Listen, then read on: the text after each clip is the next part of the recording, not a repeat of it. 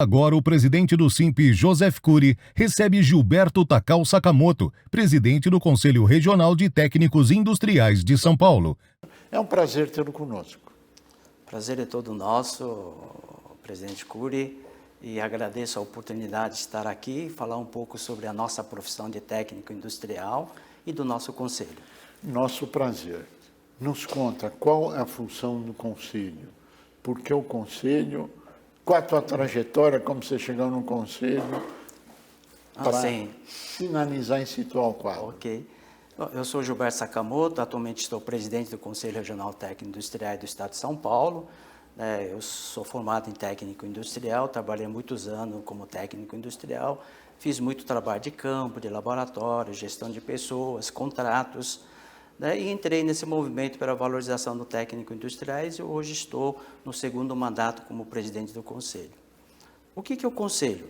Qual o papel do Conselho? O que ele faz? Isso, a atividade fim do Conselho é a fiscalização.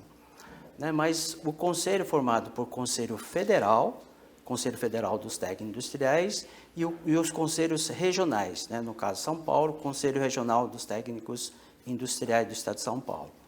O Conselho Regional, ou Conselho Federal, desculpe, ele normatiza as atribuições do profissional técnico. Quem é o profissional técnico? São várias modalidades da área de engenharia, são os técnicos na área de elétrica, mecânica, construção civil, telecomunicação, são mais de 90 modalidades.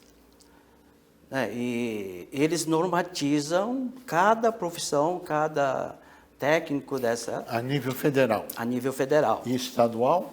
O estadual, ele registra o profissional que sai das escolas, ou que já está no mercado que não está registrado, orienta, então nosso conselho, tem muitos conselheiros que vão para as escolas orientar os alunos, futuros profissionais, o que ele pode fazer, quais são os cuidados que ele tem que tomar como profissional. E se uma empresa contratar um técnico e ele cometer algum erro e o empresário quiser reclamar, ele faz uma denúncia no Conselho Regional.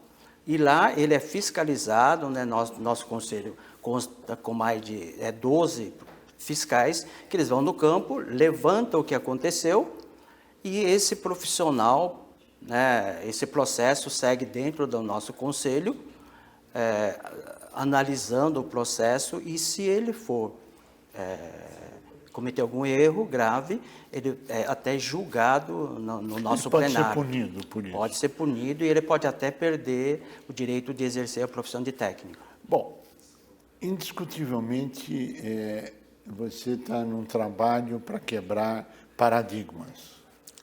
Sim. Estou correto? Qual é o paradigma que tem que ser rompido na sua avaliação?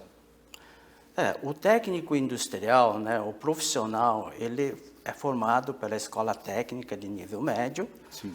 Ele pode fazer concomitante ou de pós-médio, fazer 1 ano e meio, ele é formado como técnico. Ele é preparado como parte técnica e parte prática. Então, o técnico é aquele que realmente executa.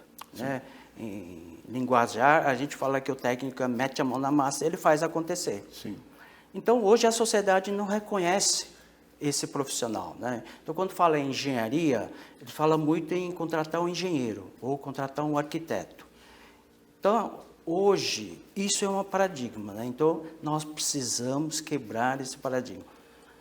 É muito melhor para a sociedade contratar um técnico, porque o técnico ele pode fazer 90% da atividade de engenharia, por exemplo, num prédio onde nós estamos hoje, pode fazer tudo, reforma de elevadores, manutenção de ar-condicionado, instalação, geradores, atividades infinitas. Existe algum lugar onde as pessoas podem acessar um site ou o próprio conselho para saber o que o técnico pode fazer, o que não pode, quais são as limitações e Sim. como ele pode economizar dinheiro ou não? Enfim, como é que todos que estão com a gente podem se integrar disso? Sim, se entrar no nosso site, por exemplo, um profissional... Qual que é o site? É o crtsp.gov.br. Bom, lá está, se eu entrar no site do Conselho Federal, também está lá, está bem explicado lá no nosso site, ele entra, levanta a resolução dele, do profissional, né? Então, por ali ele identifica o que ele pode fazer. A sociedade pode contratar um técnico, né? Por exemplo, um síndico que está num prédio, ele precisa de contratar um técnico que faça manutenção em elevador, por exemplo, né? Aí nós temos uma plataforma chamada Técnico que Faz. Ele entra nessa plataforma, o técnico registra, ele deixa o currículo dele, ele também coloca a atividade que ele realiza. Por exemplo, eu faço manutenção em elevadores, geradores e assim por diante do condomínio. O empresário também entra nessa plataforma e ele diz, eu quero contratar um técnico. Ele vai lá, então tem o currículo do técnico. É um profissional à disposição. Isso. E a sociedade, né? Então, o síndico do prédio entra também, ele entra, cadastra e ele encontra um profissional que está oferecendo serviço exatamente o que ele quer, que é manutenção no elevador, né? Ou no gerador. Então, ele procura e o sistema mostra em 50 quilômetros de raio quantos técnicos está oferecendo esse tipo de trabalho. Isto nas 90 atividades profissionais do técnico, é isso? Isso, são várias, né? Desde a engenharia elétrica, mecânica, tem têxtil, alimentação, até decoração, né, de interiores. Então, tem uma gama muito grande de atividades. Isso, agora, qual é o grande desafio na sua gestão nesse próximo ano? Qual a sua meta? Qual o seu objetivo central da conquista? Porque o Conselho já foi uma conquista de 40 anos na busca de um resultado, não é isso? Isso mesmo. E qual a sua meta esse ano de 2023? O grande objetivo é divulgar, né, o valor do técnico industrial. A sociedade ainda não conhece, né? O técnico é um profissional habilitado, é uma profissão legalizada, tem a Lei 5524, o Decreto 90.922, ele é um profissional liberal, né? Então ele pode ser dono de uma empresa, responsável técnico para a empresa, ele pode ser dono de uma indústria de alimentos, por exemplo, mas só que ele tem que ter formação técnica em alimentos, né? Ele pode fazer infinidade de coisas e a sociedade não conhece. Eles falam muito em contratar engenheiros, né? E a nossa maior dificuldade hoje é a divulgação. Então, eu, de novo, agradeço essa oportunidade que nós estamos aqui também fazendo essa divulgação.